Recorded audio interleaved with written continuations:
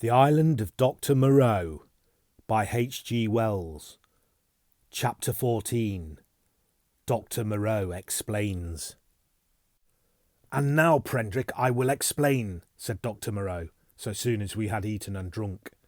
"I must confess that you are the most dictatorial guest I ever entertained.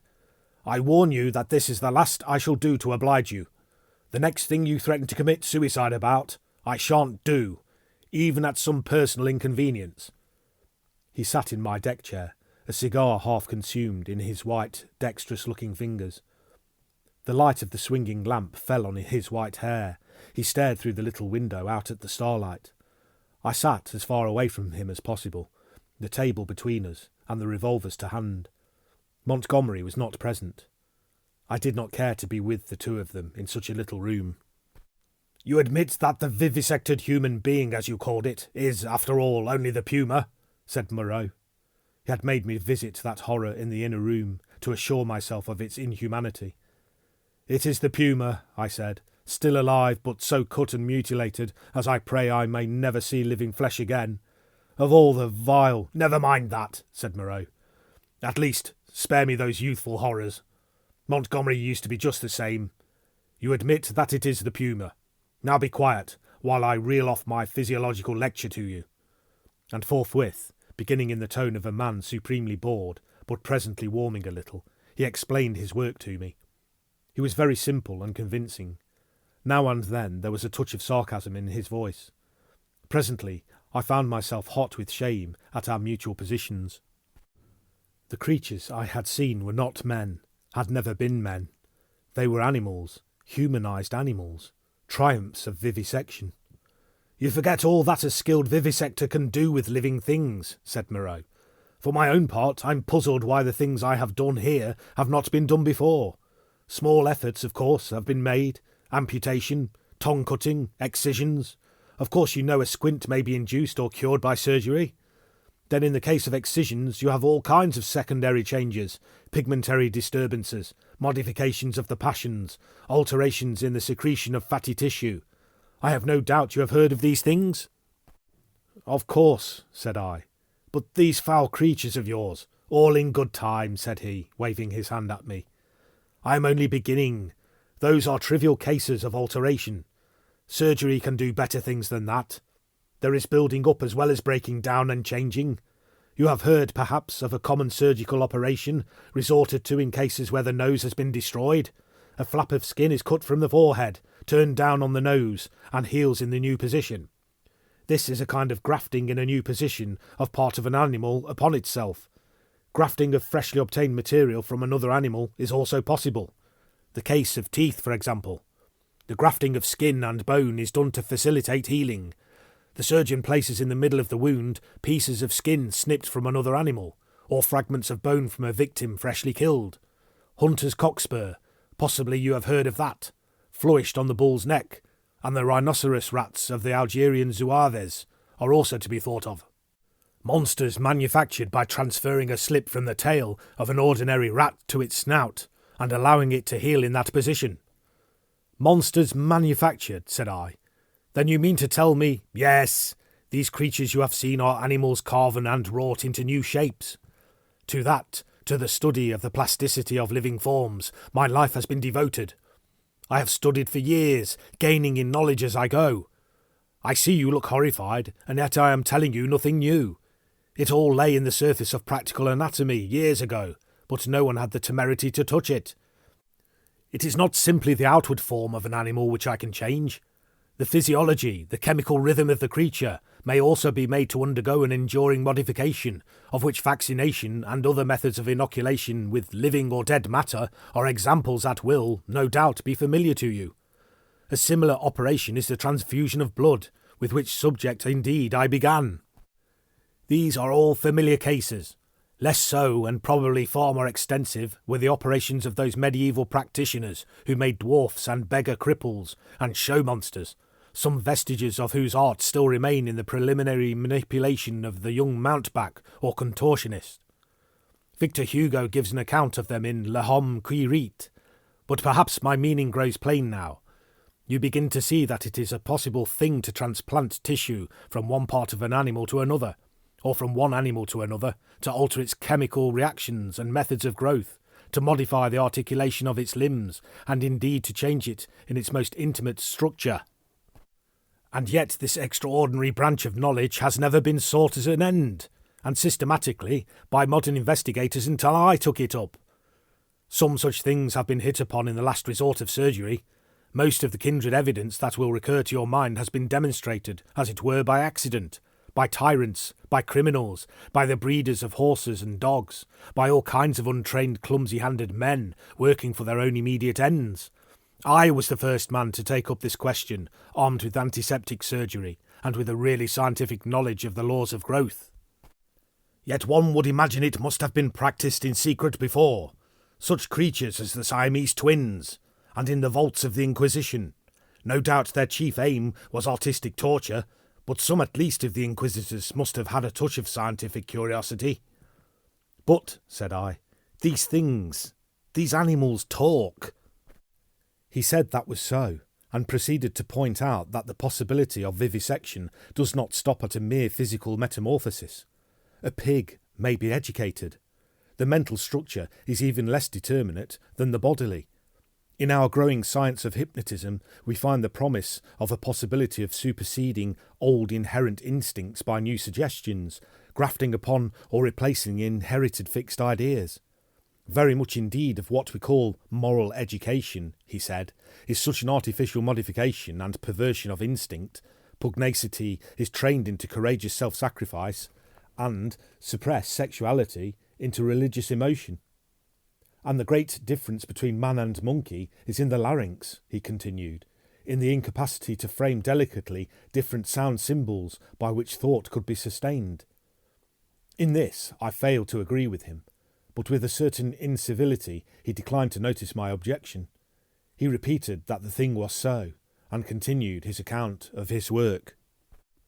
But I asked him why he had taken the human form as a model. There seemed to me then, and there still seems to me now, a strange wickedness for that choice. He confessed that he had chosen that form by chance.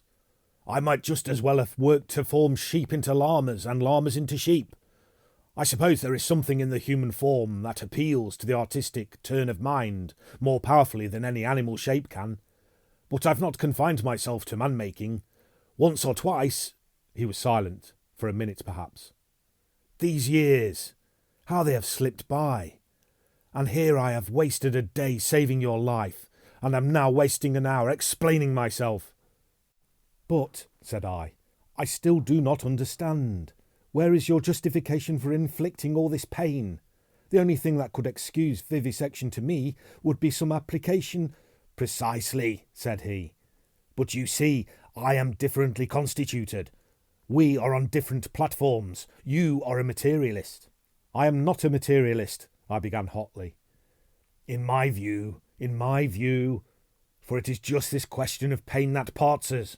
So long as visible or audible pain turns you sick, so long as your own pains drive you, so long as pain underlies your propositions about sin, so long, I tell you, you are an animal, thinking a little less obscurely what an animal feels. This pain— I gave an impatient shrug at such sophistry. Oh, but it is such a little thing. A mind truly open to what science has to teach must see that this is a little thing. It may be that save in this little planet, this speck of cosmic dust, invisible long before the nearest star could be attained, it may be, I say, that nowhere else does this thing called pain occur. But the laws we feel our way towards— why, even on this earth, even among living things, what pain is there?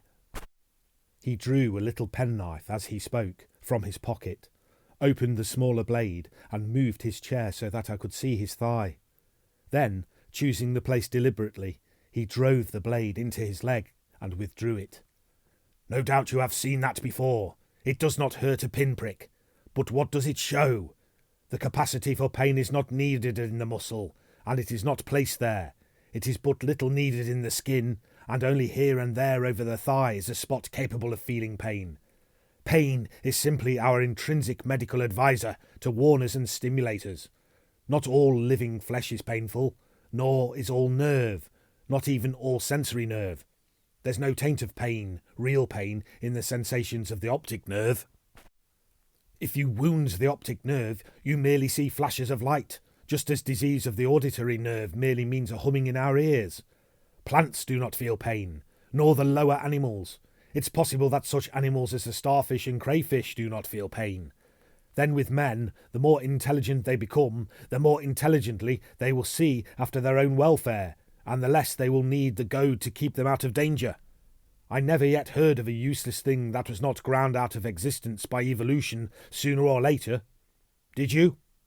And pain gets needless. Then I am a religious man, Prendrick, as every sane man must be. It may be, I fancy, that I have seen more of the ways of this world's maker than you, for I have sought his laws in my way all my life, while you, I understand, have been collecting butterflies. And I tell you, pleasure and pain have nothing to do with heaven or hell. Pleasure and pain, bah! What is your theologian's ecstasy but Mahomet's houri in the dark? This store which men and women set on pleasure and pain, Prendrick, is the mark of the beast upon them, the mark of the beast from which they came. Pain, pain, and pleasure. They are for us only so long as we wriggle in the dust. You see, I went on with this research just the way it's led me. That is the only way I ever heard of true research going. I asked a question, devised some method of obtaining an answer, and got a fresh question. Was this possible, or that possible? You cannot imagine what this means to an investigator, what an intellectual passion grows upon him. You cannot imagine the strange colourless delight of these intellectual desires. The thing before you is no longer an animal, a fellow creature, but a problem. Sympathetic pain. All I know of it, I remember as a thing I used to suffer from years ago. I wanted, it was the one thing I wanted, to find out the extreme limit of plasticity in a living shape. But, said I, the thing is an abomination. To this day I have never troubled about the ethics of the matter. The study of nature makes a man at least as remorseless as nature. I have gone on, not heeding anything but the question I was pursuing, and the material has dripped into the huts yonder. It is nearly 11 years since we came here, I and Montgomery and 6 Kanakas. I remember the green stillness of the island and the empty ocean about us as though it was yesterday. The place seemed waiting for me. The stores were landed and the house was built. The Kanakas founded some huts near the ravine. I went to work here upon what I had brought with me. There were some disagreeable things happened at first. I began with the sheep and killed it after a day and a half by a slip of the scalpel. I took another sheep and made a thing of pain and fear and left it bound up to heal. It looked quite human to me when I had finished with it, but when I went to it I was discontented with it. It remembered me and was terrified beyond imagination, and it had no more than the wits of a sheep. The more I looked at it, the clumsier it seemed, until at last I put the monster out of its misery. These animals without courage, these fear-haunted, pain-driven things, without a spark of pugnacious energy to face torment, they are no good for man-making. Then I took a gorilla I had, and upon that, working with infinite care and mastering difficulty after difficulty, I made my first man. All the week, night and day, I moulded him. With him it was chiefly the brain that needed moulding. Much had to be added, and much changed. I thought him a fair specimen of the negroid type when I had finished him, and he lay bandaged, bound, and motionless before me.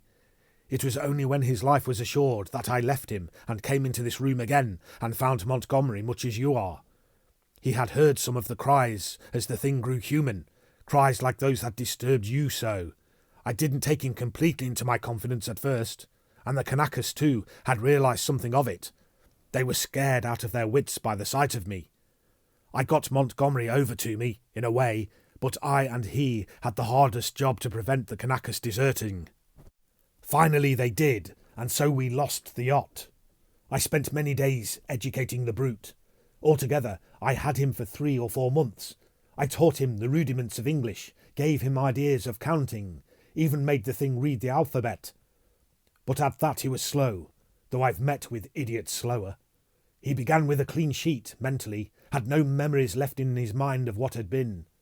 When his scars were quite healed, and he was no longer anything but painful and stiff, and able to converse a little, I took him yonder and introduced him to the Kanakas as an interesting stowaway. They were horribly afraid of him at first, somehow, which offended me rather, for I was conceited about him. But his ways seemed so mild, and he was so abject, that after a time they received him, and took his education in hand.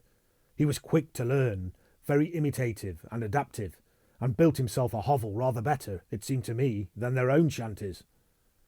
There was one among the boys, a bit of a missionary, and he taught the thing to read, or at least to pick out letters, and gave him some rudimentary ideas of morality. But it seems the beast's habits were not all that is desirable. I rested from work for some days after this, and was in a mind to write an account of the whole affair to wake up English physiology. Then I came upon the creature squatting up in a tree and gibbering at two of the Kanakas who had been teasing him. I threatened him, told him the inhumanity of such a proceeding, aroused his sense of shame, and came home resolved to do better before I took my work back to England. I have been doing better, but somehow the things drift back again. The stubborn beast's flesh grows day by day, back again. I mean to do better things still. I mean to conquer that. This puma. But that's the story. All the Kanakas boys are dead now. One fell overboard of the launch, and one died of a wounded heel that he poisoned in some way with plant juice. 3 went away in the yacht, and I suppose and hope were drowned. The other one was killed. Well, I have replaced them. Montgomery went on much as you are disposed to do at first. And then... What became of the other one? Said I sharply. The other Kanaka who was killed? The fact is, after I had made a number of human creatures, I made a thing. He hesitated. Yes, said I. It was killed. I don't understand, said I. Do you mean to say... It killed the Kanaka, yes. It killed several other things it caught. We chased it for a couple of days. It only got loose by accident. I never meant it to get away. It wasn't finished. It was purely an experiment. It was a limbless thing with a horrible face that writhed along the ground in a serpentine fashion. It was immensely strong and in infuriating pain. It lurked in the woods for some days until we hunted it, and then it wriggled into the northern part of the island, and we divided the party to close in upon it. Montgomery insisted upon coming with me. The man had a rifle, and when his body was found, one of the barrels was curved into the shape of an S, and very nearly bitten through. Montgomery shot the thing.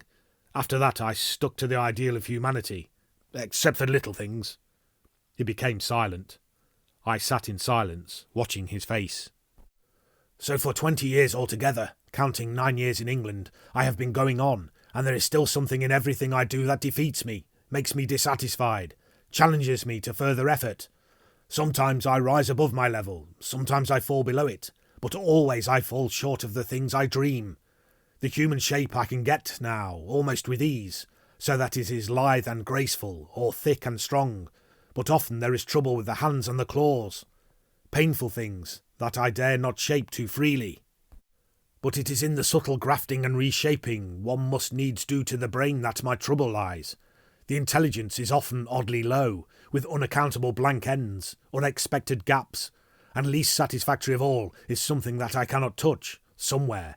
I cannot determine where, in the seat of the emotions. Cravings, instincts, desires that harm humanity, a strange hidden reservoir to burst forth suddenly and inundate the whole being of the creature with anger, hate, or fear. These creatures of mine seemed strange and uncanny to you so soon as you began to observe them, but to me, just after I make them, they seem to be indisputably human beings. It's afterwards, as I observe them, that the persuasion fades. First one animal trait, then another, creeps to the surface and stares out at me. But I will conquer yet. Each time I dip a living creature into the bath of burning pain, I say, this time I will burn out all the animal. This time I will make a rational creature of my own. After all, what is 10 years? Man has been 100,000 in the making. He thought darkly. But I am drawing near the fastness. This puma of mine. After a silence. And they revert. As soon as my hand is taken from them, the beast begins to creep back, begins to assert itself again. Another long silence. Then you take the things you make into those dens? Said I. They go. I turn them out when I begin to feel the beast in them, and presently they wander there. They all dread this house and me. There is a kind of travesty of humanity over there. Montgomery knows about it, for he interferes in their affairs. He has trained one or two of them to our service. He's ashamed of it, but I believe he half likes some of those beasts. It's his business, not mine. They only sicken me with a sense of failure. I take no interest in them. I fancy they follow in the lines the Kanaka missionary marked out, and have a kind of mockery of a rational life. Poor beasts! There's something they call the law, sing hymns about all thine. They build themselves their dens, gather fruit and pull herbs, marry even. But I can see through it all, see into their very souls, and see there nothing but the souls of beasts, beasts that perish, anger and the lusts to live and gratify themselves. Yet they're odd, complex like everything else alive. There is a kind of upward striving in them, part vanity, part waste sexual emotion, part waste curiosity. It only mocks me. I have some hope of that puma. I have worked hard at her head and brain. And now, said he, standing up after a long gap of silence, during which we had each pursued our own thoughts, what do you think? Are you in fear of me still? I looked at him, and saw but a white-faced, white-haired man with calm eyes. Save for his serenity, the touch almost of beauty that resulted from his set tranquillity and his magnificent build, he might have passed muster among 100 other comfortable old gentlemen. Then I shivered. By way of answer to his second question, I handed him a revolver with either hand. Keep them, he said, and snatched at a yawn. He stood up, stared at me for a moment, and smiled. You have had 2 eventful days, said he. I should advise some sleep. I'm glad it's all clear. Good night. He thought me over for a moment, then went out by the inner door. I immediately turned the key in the outer one. I sat down again, sat for a time in a kind of stagnant mood, so weary emotionally, mentally and physically, that I could not think beyond the point at which he had left me. The black window stared at me like an eye. At last, with an effort, I put out the light and got into the hammock. Very soon I was asleep.